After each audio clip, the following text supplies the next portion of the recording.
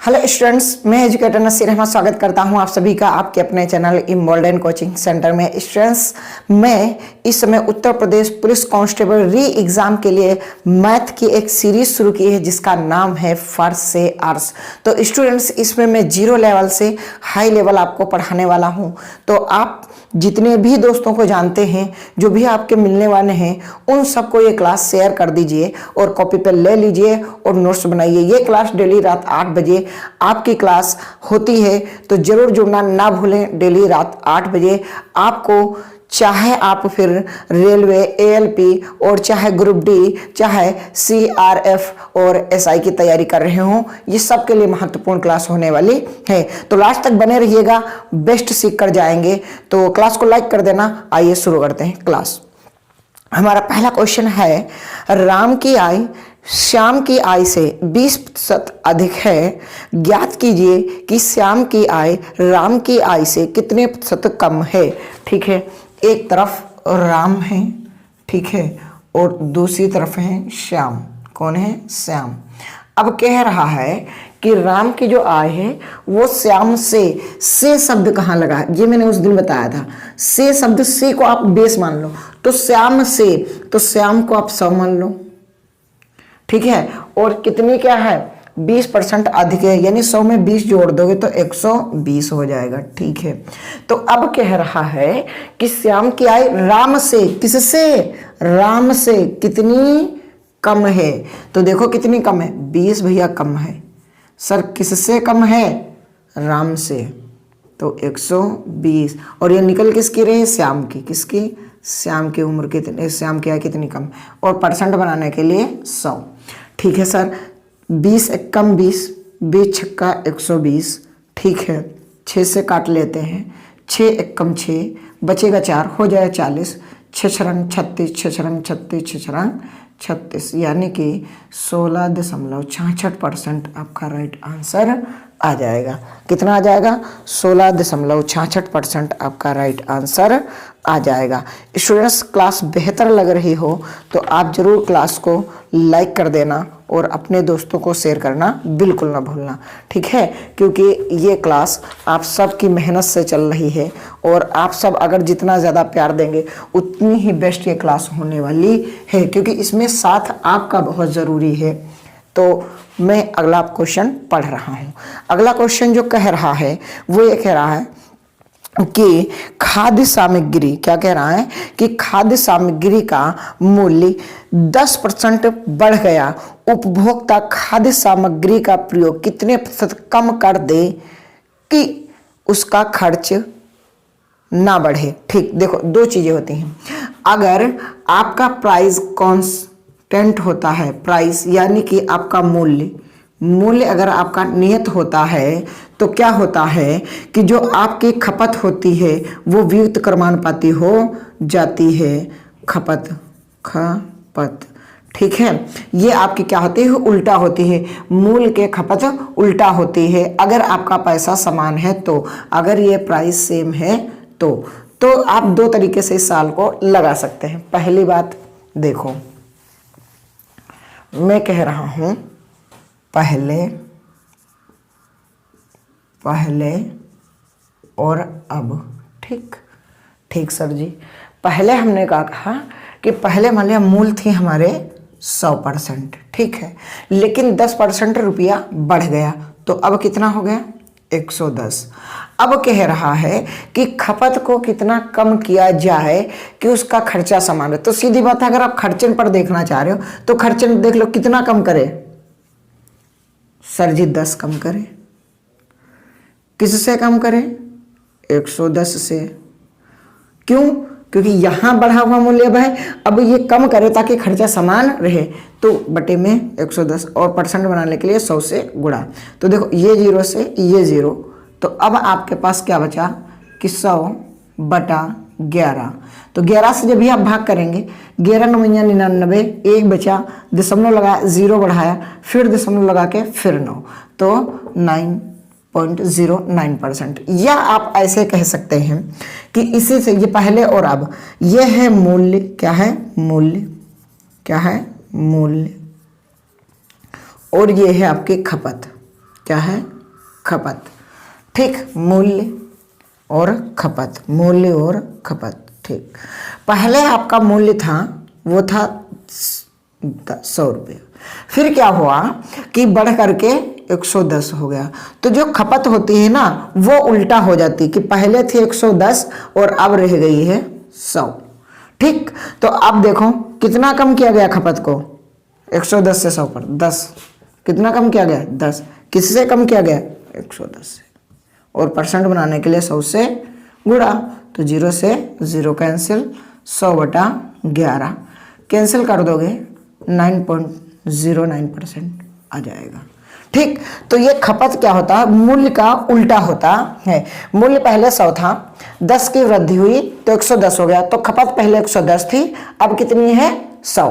ठीक है, यहाँ क्या था, यहाँ मैंने मूल्य पर ही खेल लिया, यहाँ हमने केवल मूल्य पर ही खेल लिया कि 100 पहले था, अब हो गया 10 बढ़ने के बाद। तो कह रहा है खर्चा ना बढ़े, यानी कि मूल्य 100 ही रहे, तो कितना कम करेंगे, 10 कम करेंगे। किससे कम करेंगे, 110 से, और ये आप काट दोगे 9.09% आपका राइट आंसर आ जाएगा। ठीक है भैया, समझ में आ रहा होगा मैं उम्मीद करता हूँ। ठीक है, अगला सवाल। अगला सवाल हमारा क्या कह रहा है, एक व्यक्ति किसी कारण से अपना खर्चा 20% बढ़ा दिया, पुनः कारण समाप्त होने पर वह अपना खर्च कितने प्रतिशत घटाए कि उसके बचत पर कोई प्रभाव ना पड़े। तो जब कोई प्रभाव ना पड़े तो पहले था कितना, 100 और 20% बढ़ गया तो कितना हो गया, 120। अब ये कितना कम करे कि कोई प्रभाव ना पड़े, तो 20 कम करे। कितना कम करे, 20। किससे कम करेगा, 120 से।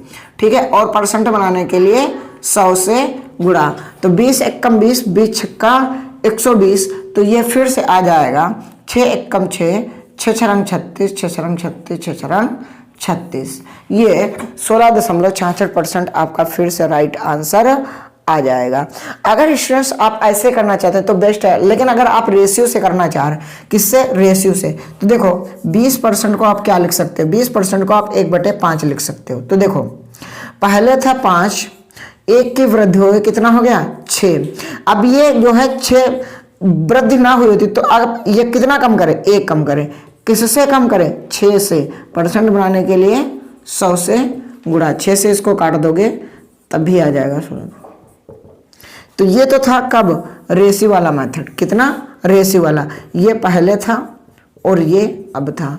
अगर खर्चा क्या है, खर्चा समान रहे तो उसको क्या करना पड़ेगा भाई, बचत अगर समान रहे तो जितना पहले खर्च हो रहा था उतना अब भी खर्च हो तो वो कम कर देगा। जब कम करेगा तो किससे कम करेगा, यहां से बढ़े हुए कीमत से कम कर देगा। राइट, उम्मीद करता हूं आपको क्लास बेहतर लग रही होगी।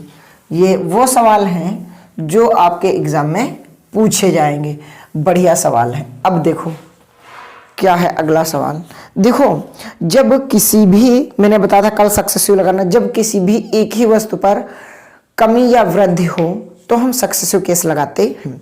उस टाइप का एक सवाल मैं पढ़ रहा हूँ, आप देखिएगा, बहुत बेहतरीन सवाल है। क्या कह रहा है कि एक व्यक्ति की आय 10% बढ़ी, कुछ दिन बाद पुनः 20% बढ़ गई, इस प्रकार व्यक्ति की आय में कुल कितने प्रतिशत की वृद्धि हुई। अब देखो पहले और अब, पहले और अब में क्या है अंतर भाई मेरा, देखो बात समझना। अब आप यहां पर समझो, पहले था 100, कितना था 100, फिर क्या हुआ कि 10% की वृद्धि हुई तो कितना हो गया 110। ठीक है सर, अब क्या है पुनः 20% बढ़ी, तो पहला था 100, अब कितना हो गया 120, कितना हो गया 120। ठीक है, अब क्या होता है, हमने कहा था अगर मन करे तो आपस में काट लो, तो ये बराबर में होते हैं तो कट जाते हैं। ठीक, अब देखो ये 10 गुणा होती है। ठीक है, 12 एकम 12, 12 एकम 12 एक 13, तो कितना बढ़ा 32 बढ़ा, कितना बढ़ा 32 बढ़ा। किससे बढ़ा, 100 से बढ़ा। किससे बढ़ा, 100 से बढ़ा। परसेंट बनाने के लिए 100 से गुणा, तो क्या फर्क आया 32% वृद्धि। क्या 32% आपकी वृद्धि हुई है। अगर आप ऐसे लगाते तो ठीक है, अगर रेशियो से लगाते तो सर कैसे करते, तो ऐसे करते। कैसे, पहले 10%, तो आप ये बताओ 10% को आप 1/10 लिख सकते हैं या नहीं लिख सकते? लिख सकते हैं सर, ठीक है। और फिर 20% को आप क्या लिखेंगे? 20% को भी आप 1/5 लिख सकते हैं, ठीक है। तो देखो ये 10 था और 10 में 1 की वृद्धि हो गई, कितना हो गया? 11 हो गया। पहले था 5 और 1 की वृद्धि हो गई, हो गया 6। तो देखो इसकी होती है गुणा, ये हो गया 50 और ये हो गया 11 छक्का 66। कितने की वृद्धि हुई? 16 की। किससे? 50 से। और परसेंट बनाने के लिए 100 से गुणा, तो 50 दूनी 100 यानी कि 32% आपका राइट आंसर आ जाएगा। ये वृद्धि है, क्या है? वृद्धि। क्यों? क्योंकि 50 से कितना हो गया? 66। तो ये वृद्धि ही तो 16 की हुई थी, तो यहाँ पास क्या आएगा? वृद्धि। क्या आएगा? वृद्धि। ठीक है।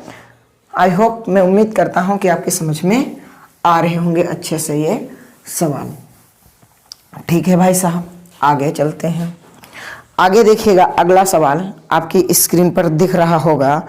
क्या कह रहा है कि मोहन अपने व्यय पहले 15% घटाया, पुनः 5% घटाया, इस प्रकार उसके व्यय में कुल कितने प्रतिशत की कमी हुई? देखो 15% घटाया, तो इधर देखो हम फ्रैक्शन से ही करेंगे।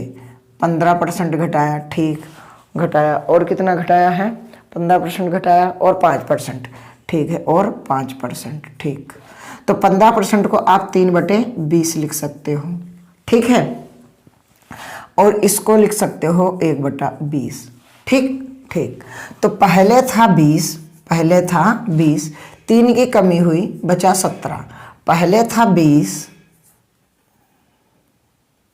ठीक, और 1 की कमी हुई, हुआ 19, ठीक है। तो देखो ये तो हो गया 400। अब ये गुणा करो, 19 17 9 153, हासिल आए 15, 15 और 17 7 5 12 32, 323। तो 400 से कितना बचा? 323।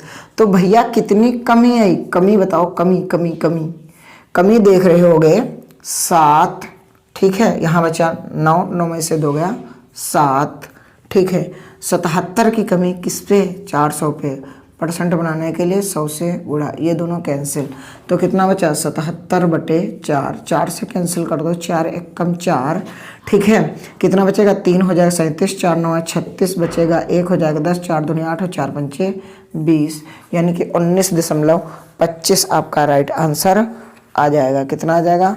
19.25। ये आपकी क्या है भाई? मेरा कमी है। क्या है? कमी आई। क्यों? क्योंकि पहले आपका 400 था, अब कितना बचा? 223। तो यहाँ कमी ही तो दिख रही है, ठीक है। मैं उम्मीद करता हूँ कि आपको ये क्लास बेस्ट लग रही होगी और अपने दोस्तों को ये क्लास, मेरे भाई मेरे दोस्तों, ज़रूर शेयर कर देना, ठीक है। ज़रूर शेयर कर देना, क्योंकि ये आपके लिए ही है। जो हमारे भाई बहन छोटे हैं वो हाई स्कूल के बाद मैथ छोड़ देते हैं और आर्ट साइड से पढ़ते हैं, फिर उनको गणित बहुत टफ लगती है, लेकिन इसलिए मैं स्लो बेहतरीन कॉन्सेप्ट पढ़ा रहा हूँ ताकि आपको क्या हो, गणित अच्छे से आसानी से समझ में आए। जो स्टूडेंट साइंस साइड से थे, मैथ्स से थे, उनको अच्छी आती तो उनका रिवीजन हो रहा है। आप घबराए नहीं, लेवल भी अप किया जाएगा। अभी ये हमारी 3rd क्लास है, अभी आने तो अभी चुनाव वाले भी कराएंगे, पास फेल वाले स्टूडेंट्स कराएंगे, जिसमें पास होते हैं फेल होते हैं, ठीक है। तो ये सारे सवाल अभी हम कराने वाले हैं, आप टेंशन ना लें। अगला क्वेश्चन देखिएगा। अगला क्वेश्चन कुछ इस प्रकार से कह रहा है। क्या कह रहा है कि एक व्यक्ति की मजदूरी पहले 20% बढ़ी, परंतु कुछ ही दिन बाद मजदूरी 10% घट गई। इस प्रकार उसके मजदूरी में कितने प्रतिशत का परिवर्तन हुआ? तो 20% को आप क्या लिख सकते हैं? 1/5, ठीक। और क्या हुआ? फिर 10% घटी, ये तो बढ़ी थी, ये तो बढ़ी थी, और 10% क्या हुआ भाई? 100/10 लिख सकते हैं, ये गया घट, ठीक है सर, ये कैसे लिखते हो? ये ऐसे लिखते हैं, मैंने पहली क्लास नहीं देखी, जरूर देख लेना। परसेंट हटेगा बटे में 100 आएगा, तो डायरेक्टली आप काट सकते हैं 20 एकम 20, 20 पंचे 100। आप परसेंट हटेगा 10 के नीचे 100 आ जाएगा, 0 से 0 खत्म, 1/10। तो पहले क्लास अगर नहीं देखी, प्लेलिस्ट बनी है, आप बिल्कुल नोट्स बनाना शुरू कर दें। तो मैं कह रहा हूं कि पहले आपकी इनकम थी 5, 1 की बढ़ी, कितनी हो गई 6, फिर किसी कारण पहले थी 10, लेकिन 1 की कमी हो गई, बचा कितना 9। ठीक है, गुणा करते हैं, कितना हो गया 50, यहाँ 54। तो फाइनली हम देख रहे हैं कितना हो गया 4 की वृद्धि। अब 4 की वृद्धि किससे बढ़ा? 50 से बढ़ा। परसेंट बनाने के लिए 100 से गुणा, तो 50 दूनी 100 और 4 दूनी 8%। आपका राइट आंसर 8% आपका राइट आंसर आ गया। क्या बोलती है हमारी जनता? अब ये बताओ, वृद्धि हुई कमी हुई, यहां से देखा करो, वृद्धि हुई या कमी हुई? पहले 50 था, अब क्या है 54, तो जाहिर सी बात बढ़ा है, तो यहां आपको क्या लिख देना है? वृद्धि। क्या करना है? वृद्धि। ठीक है डियर स्टूडेंट्स, मैं उम्मीद करता हूं आपको ये सवाल बेस्ट लग रहे होंगे।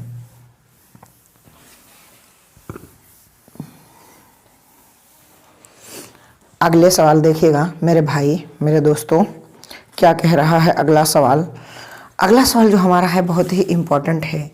एक आयत की लंबाई 5% बढ़ाई गई, जबकि चौड़ाई 10% बढ़ाई गई, इस प्रकार उसके क्षेत्रफल में कितने प्रतिशत वृद्धि हुई?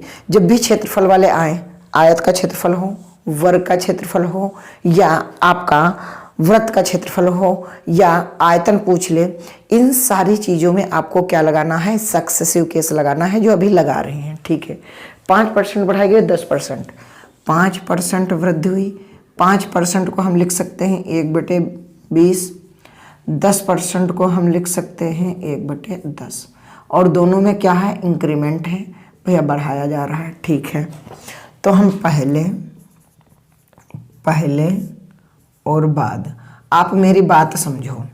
अच्छा, आयत का क्षेत्रफल होता है वो यही तो होता है, लंबाई गुणे चौड़ाई, लंबाई गुणे चौड़ाई। तो ये लंबाई है और ये चौड़ाई है, तो लंबाई और चौड़ाई में देखना क्या है कि 5% लंबाई बढ़ाई गई और चौड़ाई 10% बढ़ाई गई। ठीक, तो देखो पहले थी लंबाई आपकी 20, कितनी थी 20, 1 की वृद्धि हुई, कितनी हो गई 21, बाद में अब हो गई कितनी, अब कितनी हो गई 21। ठीक है, तो पहले चौड़ाई थी आपकी 10, ठीक है, 1 की वृद्धि की गई, हो गया कितना 11। तो अब ये बताऊं, ये लंबाई ये चौड़ाई, लंबाई गुणे चौड़ाई ही तो क्षेत्रफल होता है, इसीलिए तो हम कहते हैं यहाँ गुणे में लिखेंगे। ठीक, तो इसको गुणे में जब लिखोगे तो 20 दशम 200, और यहाँ 11 एकम 11 और 11 दूनी 22 और 1 23। तो देखो वृद्धि हुई कमी हुई? सर वृद्धि हुई, कितने की हुई 31 की, किससे 200 से। ठीक है, परसेंट बनाने के लिए 100 से गुणा, तो ये दोनों आपके क्या होंगे 0 कैंसिल हो गए।